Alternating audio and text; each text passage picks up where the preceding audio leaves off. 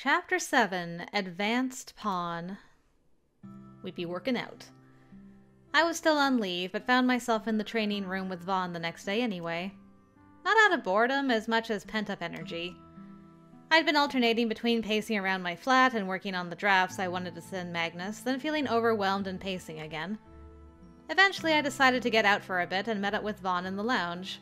From there, we somehow ended up in the training room because we'd been talking about using Psi to predict and avoid attacks. Something I hadn't been previously taught. Well, that would have been useful. Odette had shown up as well to help. Sensing things with my sphere wasn't an issue, but sensing things while being distracted was tricky, and predicting consistently was just difficult in general. They had me with my back to them solving maths problems while I dictated what they were doing outside my field of view. The maths problems were Odette's idea. Nerd.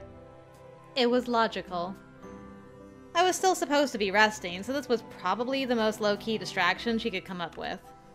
We found a timed exam with pretty difficult calculus problems. Ah, so relaxing.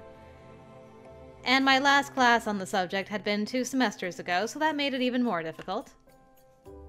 It was serving its purpose, that was certain. But now I was even more grateful for that additional processing speed from my previous neural enhancements. Though I found myself suddenly annoyed I'd missed out on the one I'd earned with my most recent bout of tests. It would be helpful about now. Are the two of you taking a break? I'd asked because I sensed Vaughn moving off the mat. She didn't respond, but I spun around and swatted away the shirt she'd flung at my head a second before it left her hand, glaring at her. Hey, I don't think I've ever seen Odette in training outfit before. Cute. Just testing the prediction aspect. Ugh. Odette's idea. So are the maths problems. I have a feeling I'd be having a much harder time if I was on the King's Guard. I grew up in an environment where we didn't have time to learn things slowly. Had to learn fast, adapt fast. Though I don't think doing maths while people spar behind you is that brutal, if I'm being honest. You chose calculus. I hate calculus. You needed something that would challenge you enough to be a distraction. We could have just found a new science journal or something for you, but that's probably too distracting. You two are mean. You asked for help. There is some improvement, though. Earlier the shirt hit you. Yes, fabulous. If I'm out in the field and someone starts violently stripping at me, I'll be safe. If anyone starts violently stripping at you, I think we all have much bigger concerns. At this point, I just want to make sure no one violently punches you again. At least I can take comfort in the fact he's incarcerated now. Yeah, cold comfort after the fact. Are you not supposed to be resting today? What are you doing here in the training room, Morgan? Didn't you and Caleb have an assignment today? What are you doing here? Don't dodge the question, Leone. Dodge what question? He glared at me, but I just smiled innocently in response. I believe he's referring to the one where I asked what you were doing here. Don't you pull that on me. The same nonsense you pull on Caleb usually. No, we are not doing this, Ari. Sarcasm. You're supposed to be on my side. I'm the queen. I know that, Ari. I'm aware. You brat. So why aren't you answering? I narrowed my eyes, trying to decide if I should be pedantic just to annoy him further. Don't. Whatever is going on in that head of yours, whatever smart-ass answer you're planning, don't.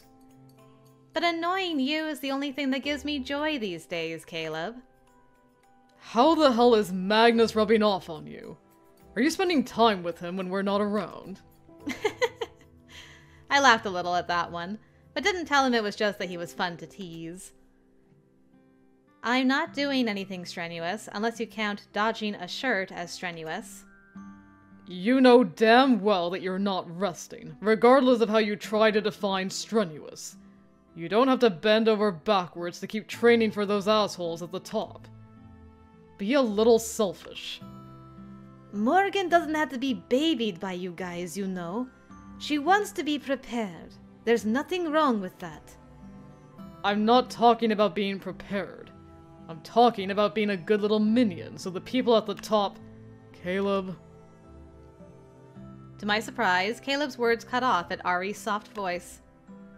Caleb looked away, a heavy frown crossing his face.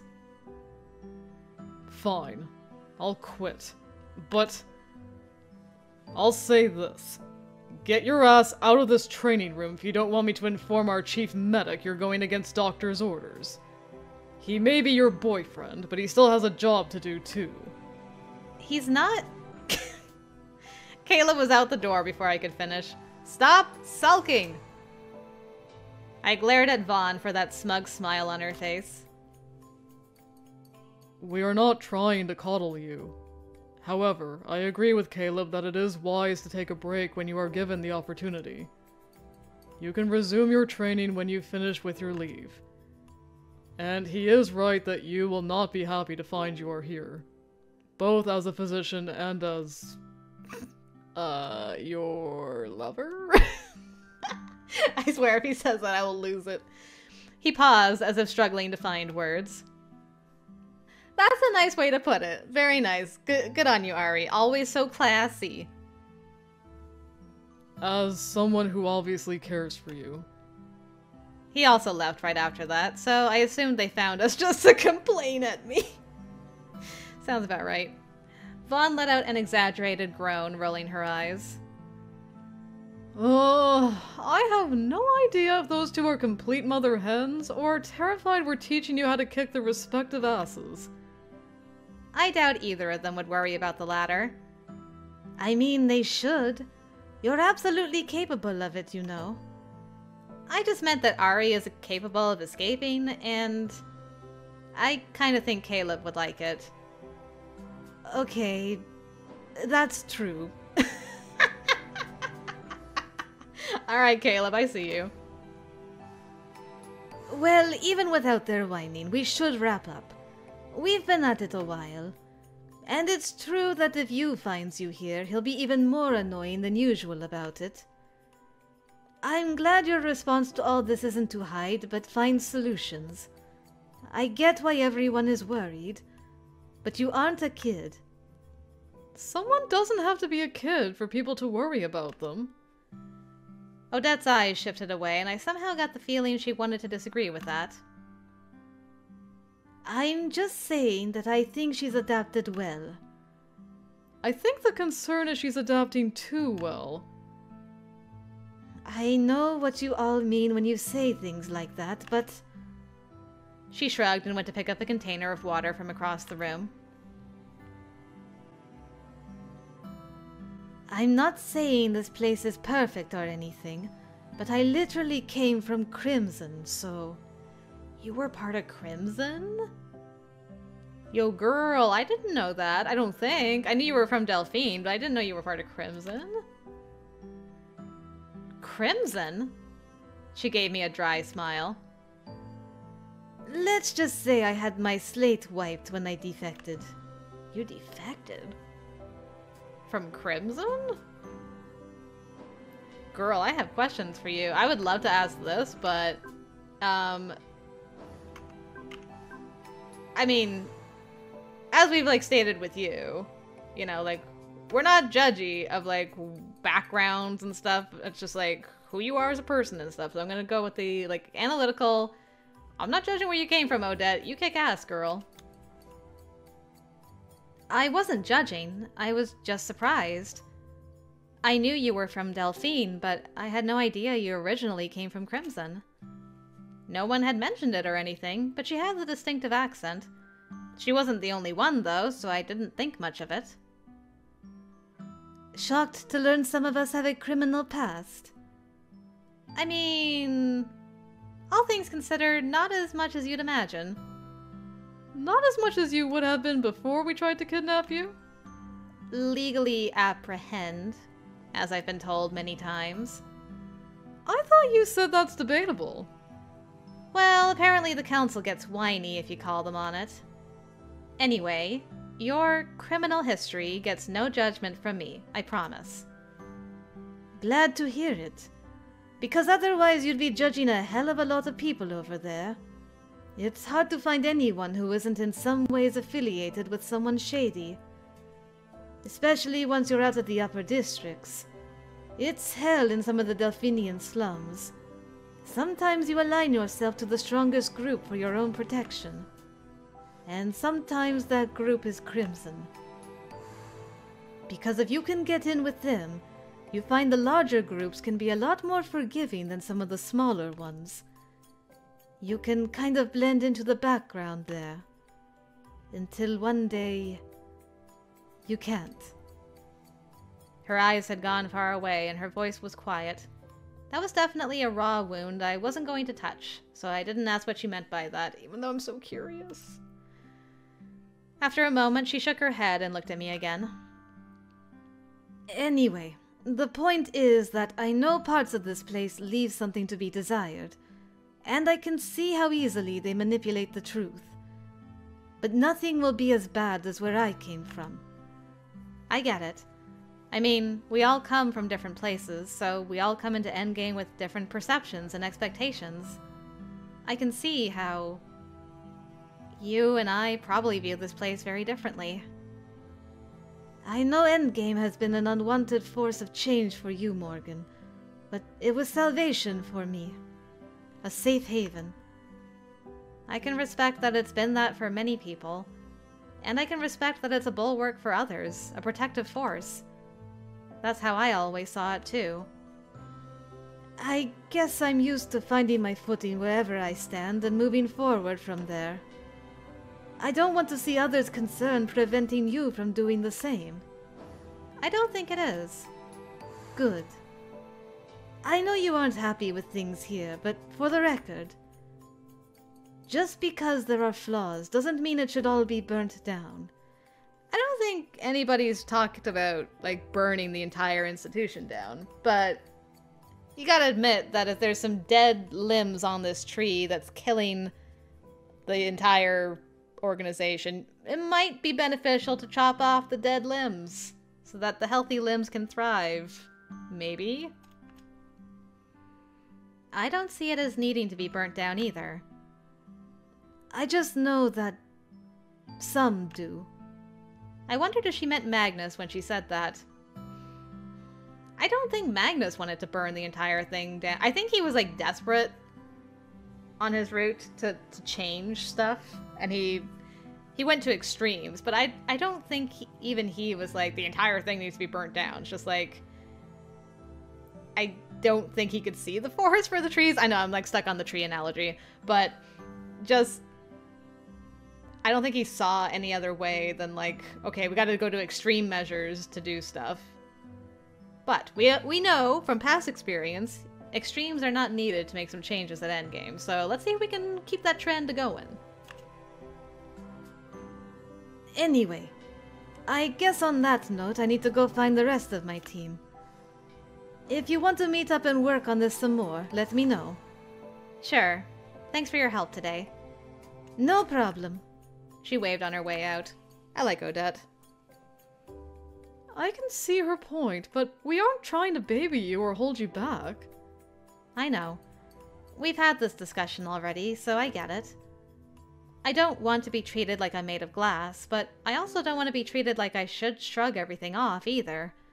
It's more nuanced than that. And I don't know why it seems like she thinks I'm trying to destroy this place or something, but that's not it either.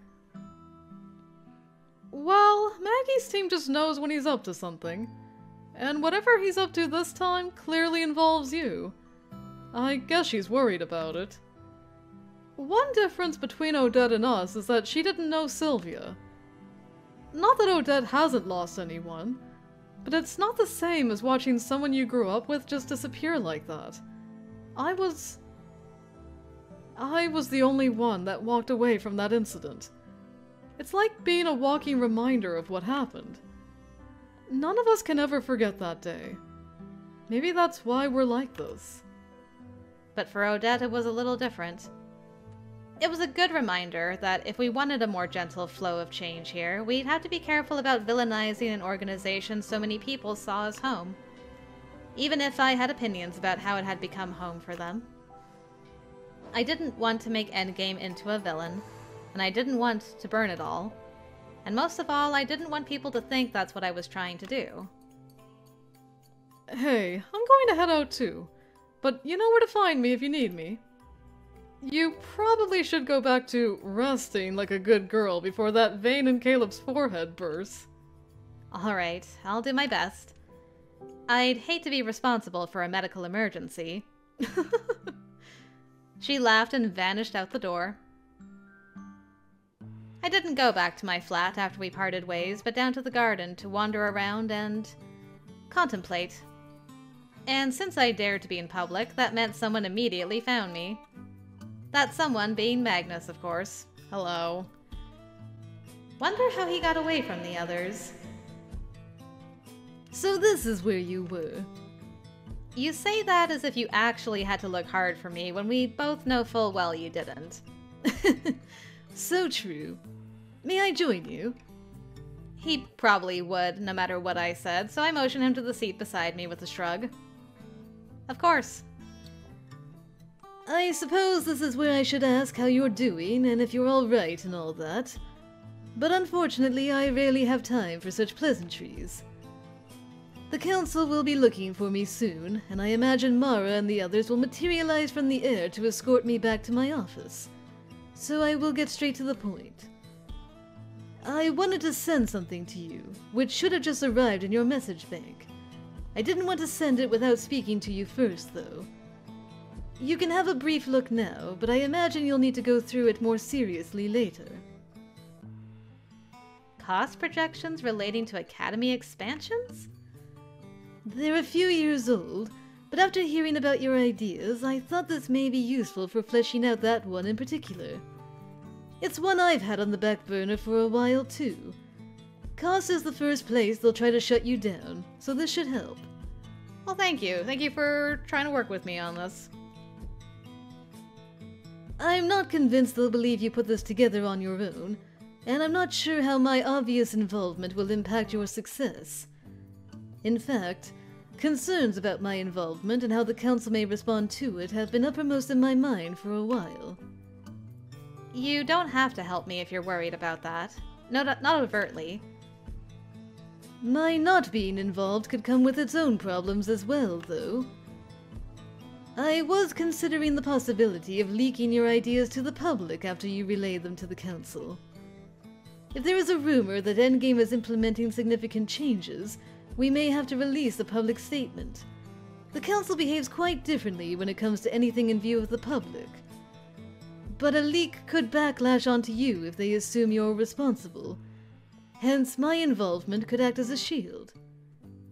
I don't care if they see me as a troublemaker. You should care. The council is dangerous when they identify someone as a troublemaker. That's why you spend so much time making sure you come across like a harmless... idiot? That wasn't the word I was going to use, but... yes. I don't think the council quite sees me as an idiot, but I've more or less convinced them I'm less of a problem than I am. People like you and I are one of two things to this organization: a benefit or a threat. I have pushed you into the position of being a potential threat, which is unlikely to benefit you in the future. Why does it sound like you're getting cold feet about this? You didn't push me into this, Magnus. Remember, this started because I did some research on my own. I've been badgering the council since day one. I added fuel to the fire, did I not? I don't know why you're suddenly concerned about me, Magnus, but my clash with the council was always going to be inevitable. Even you said that. Regardless if I temporarily adapted or accepted my status here, eventually I would have grown dissatisfied. Whether it happens now or whether it happened later, I don't think it's possible for someone like me to come here and just transition smoothly. Magnus stood without speaking for a moment, playing with the end of his braid in that awkward space between wanting to say something but maybe not knowing how. Magnus, don't worry about me, okay? Let's just take each step as it comes. Use. Yes? He stopped, looking away. I had no idea why he was bringing up you suddenly. Magnus, are you worried about your friend? Magnus? Never mind. I'll head back to my office now. By the way, you know you can just send messages about this kind of thing, right? I prefer to do it in person. It's easier to remember things that way. And I already told you that I like to get out of my office as much as I can. Well, I don't mind you coming in person either, of course. When he left a few minutes later, I decided to go back to my flat as well so I could look over his financial estimates in peace. I didn't know why he was suddenly anxious about this when he had seemed so determined that change was needed before. I wasn't even doing anything as dramatic as he'd seemed to want. I wasn't starting a revolution. Though I suppose this could be viewed as a precursor to it if the council rejected my ideas and tried to force the status quo. I knew they'd see me as a whiny upstart, and I had no illusions that I'd present a well-made report and get a standing ovation. That wouldn't happen. But this was just the foundation. Why he was worried, I wasn't sure. I was still ruminating on it when someone knocked, interrupting me yet again. I'm popular these days. But upon checking, I realized it was you and was immediately no longer annoyed. That was a pleasant surprise. And at least it wasn't Caleb showing up to complain again. I threw on some clothes before I went to let him in. Hey there. I wasn't expecting you to stop by tonight. I stepped back to let him inside, noting how haggard he looked. I hope you don't mind it. I thought... Perhaps I should have messaged prior, but it was a bit of a spontaneous decision to come over. Of course I don't mind. But are you alright? You look exhausted. I am a little, but I was hoping I could take you up on your offer to distract me when needed. Of course you can. Anytime you want. Tea? Perhaps later. I joined him on the sofa instead, hesitantly reaching to brush the hair away from his face. The dark circles were... darker than usual. He chuckled and caught my hand, pressing a brief kiss to it. You always scrutinize me with so much intensity these days. You look like you haven't slept.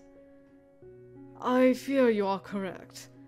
My sleep schedule has been severely disrupted by work. This nano-surge situation is not progressing, and if we can't solve it, bringing new Terrans to the surface will not be possible. The Council is now exerting additional pressure to arrive to an effective treatment. The Council. Again.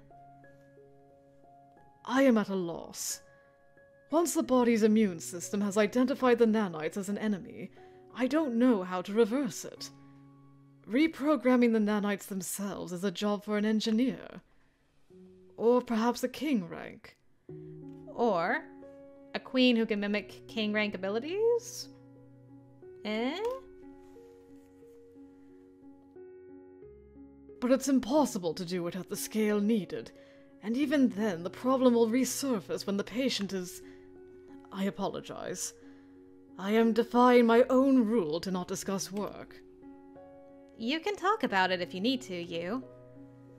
I don't wish to burden you with this concern when you have concerns of your own. What if I want to be burdened by it? Even so. I have been buried in this problem for days. I would like to get my head out of it for a while. That's why I came tonight. And instead I continue to rehash it as if that will lead to a sudden breakthrough. Maybe it will. It's not unusual to talk oneself into a solution that way. But if you want me to distract you, I can do that too. YUU leaned back and held an arm out to me, inviting me closer. I took the opportunity to lean against him. He wrapped his arm around my shoulders. I believe, if given the choice, I shall choose a distraction. An excellent choice.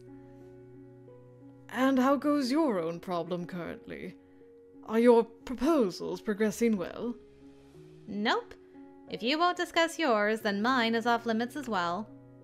I suppose that is only fair. Though I admit I was curious if you intended to volunteer that you had been training today. I leaned back and rolled my eyes at him. I see you talked to Caleb and he ratted me out. Indeed. I was ordered to talk some sense into my girlfriend. Somehow that word from his lips made my face warm, even though, given everything about our relationship lately, it shouldn't. I was sitting curled in his arms, for crying out loud. It wasn't even the first time someone had described us that way. But hearing him put that label on it felt different.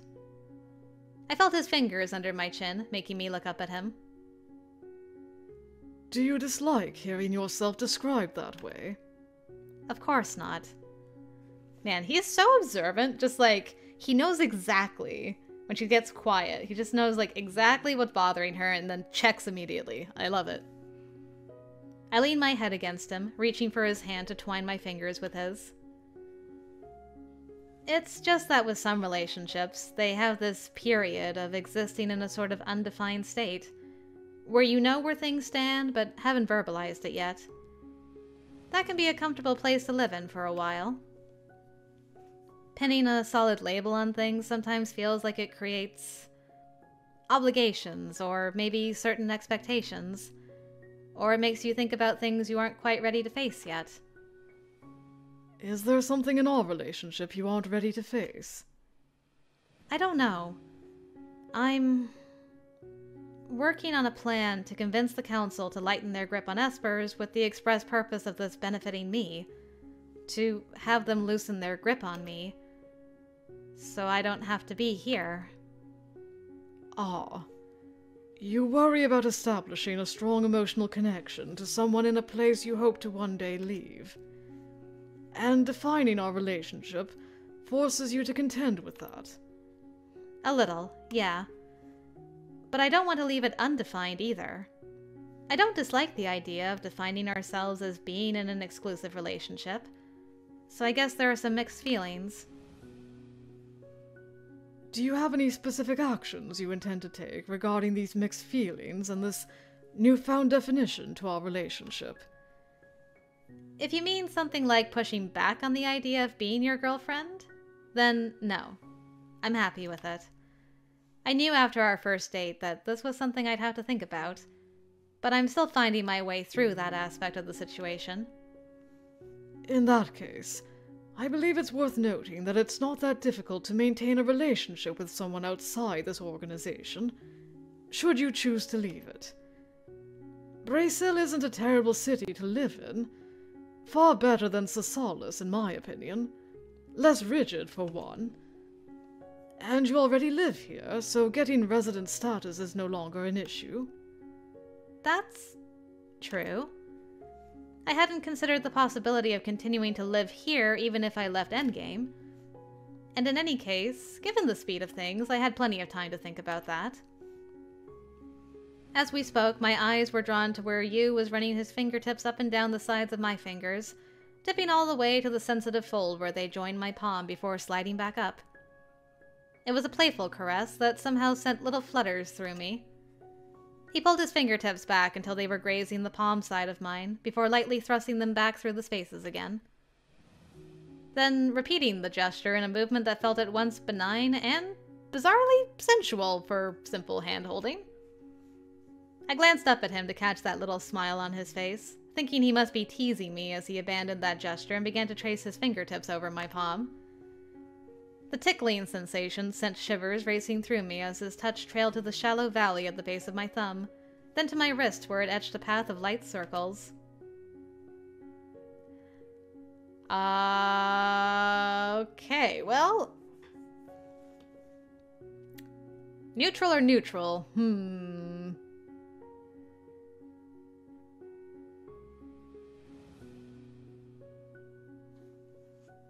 I mean, he appreciates her being forthright. He liked when she took the initiative to kiss him the first time, so yeah? A smile tugged at my lips as one of my hands found its way to his face to trace a delicate line along his jaw. I leaned forward to place a very light kiss to his lips. He smiled against my mouth and settled his hands on my waist. Has the distraction moved into a more aggressive stage? He murmured the playful words against my mouth as I teasingly caught his lower lip between my teeth. Is it working? Because I felt I wasn't doing a good enough job before, to be honest. It is a good start.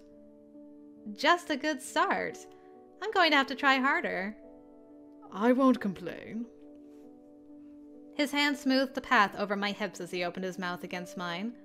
Heated breath mingled as the taste of sweet mint flowed onto my tongue, seeding fire in the pit of my stomach. Yu's fingers tightened and he tugged me closer to him, leaning back against the sofa with me almost in his lap. My mouth abandoned his lips to place a kiss on the underside of his jaw, then trace a warm line down his throat. One of his hands found its way to the back of my head. A groan half made its way out of his mouth, but seemed to catch and falter. I remember asking him once if he could explain the exact physiological reasons humans find kissing so appealing, and I couldn't help but smile against his warm skin. I wasn't up for that lesson, so I would just have to make sure to keep him even more distracted.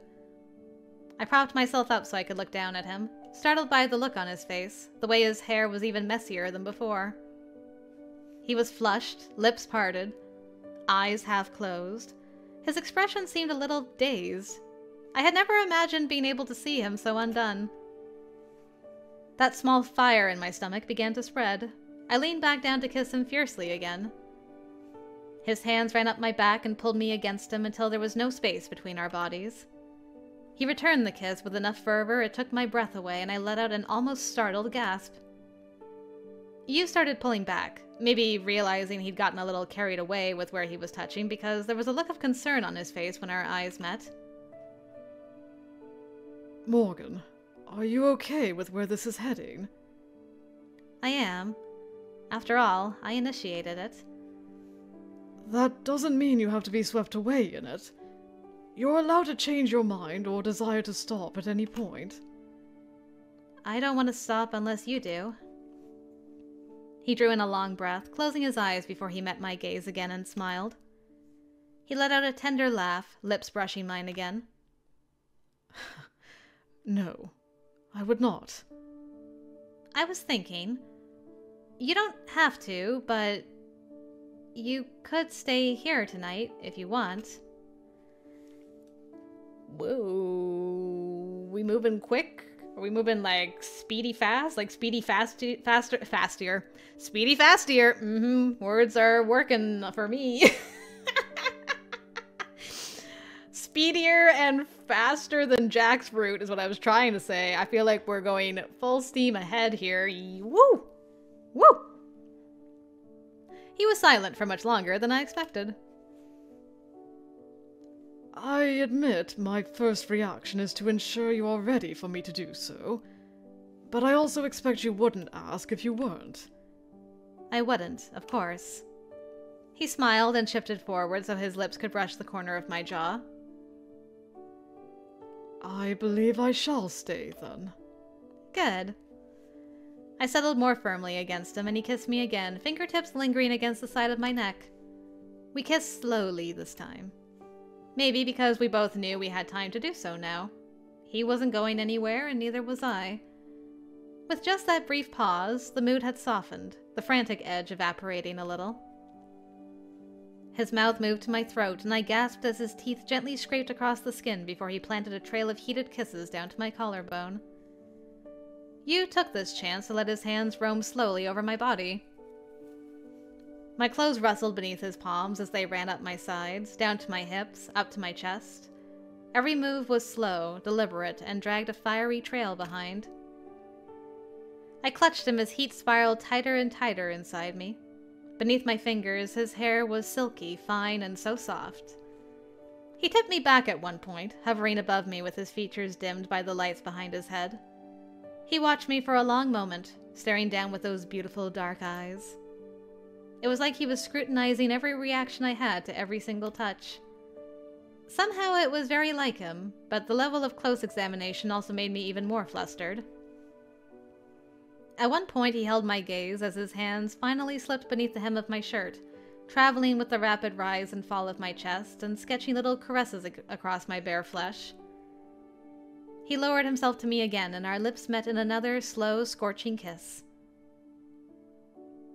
Is it all right to request a change of location? Yes. It was difficult to get even that single word out with him touching me in such a gentle, passionate way. You wasted no time sliding off the sofa and pulling me to stand with him. He kissed me again before taking my hand and giving me a silent inquiry about the direction of the bedroom before leading me that way. Damn, leading me to my own bedroom? Hello! Woo! Amazing. Whoa! Alright, and the shirt's off. Once we were standing in front of the bed, Yu carefully stripped his shirt off and tossed it to the nearby footstool. I let my hands linger on his chest briefly before sliding down to his lower stomach. He shut his eyes, drawing in a slow breath before he leaned to kiss me again. His hands made their way to my back to slide under my shirt. Then cool air hit my skin as he lifted it higher, splaying his hands wide over my skin as our kiss deepened. His tongue slid alongside mine as a soft murmur escaped him. My shirt came off seconds later, leaving me in nothing but the thin camisole. I could feel the intense heat from his hands through the fabric and let out a little gasp at the new sensation. Yu pulled away to glance at me briefly before clasping me close for another kiss and pressing his bare chest against me again. Alright. Alright, I see you, CG. Looking good. Looking very good. Our lips met as he lowered us both carefully to the bed. I shut my eyes, just relishing for a moment in the feeling of him against me, bodies pressed tight together, legs entwined. His hands traveled the length of my torso, then carefully sneaked under the hem of my camisole before he helped me lift it over my head. For a long moment, we lay skin to skin, lips fastened to each other, tongues tangled, and hands exploring, until one of his found mine and pinned it to the mattress. Then he was pulling away and looking down at me again. I'd never felt as laid bare before someone as I did beneath that heated, intense gaze. When he lowered himself to me, his lips just brushed mine before he shifted downward. His mouth found my collarbone, then moved lower. I bit my lip as the feeling of his tongue against my skin sent spirals of heat through me. His lips explored the length of my torso, following a fiery path down the center over my breastbone, and his hands grazed over every inch of skin. I arched slightly up to his mouth, allowing his hands to slide under and hold me to him as he wrung another moan from me.